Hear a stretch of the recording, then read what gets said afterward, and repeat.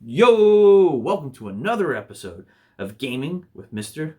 C. For our official Indie Tuesday, where we shine the spotlight on a lesser known title, a game you necessarily wouldn't play or hear about, and our 3-minute review, where we tell you if a game's worth purchasing full retail, on sale, or just completely bail.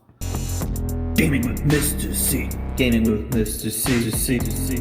On this week's episode of Indie Tuesday, we will be talking about the game Storm Boy, based off the 1964 children's book of the same name.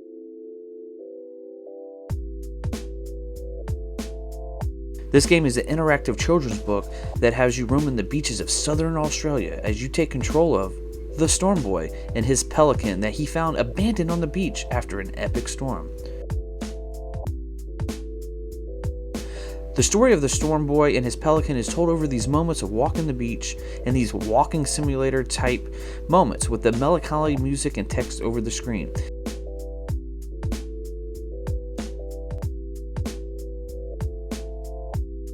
This game will have you traveling through 4 different segments on the beach, and each story beat is broken up with various mini games like sand drawing, sailing, diving, playing fetch, or even sand surfing.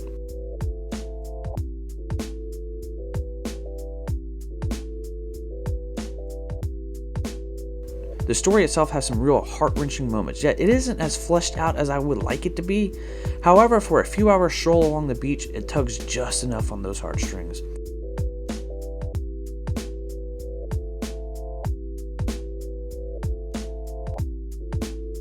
When it comes to the graphics, it has a wonderfully simple art style reminiscent of The Legend of Zelda: Wind Waker. Even though it's a simple art style, it still takes advantage of that next-gen smoothness and details.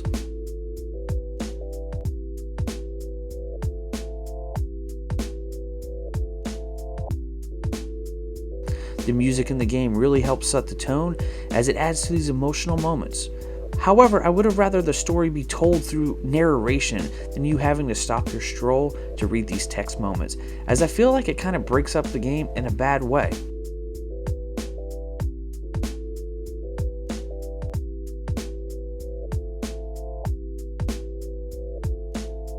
All in all, $6, I think Blowfish Studios did a great job of bringing to life the story from Colin Fail's children's book.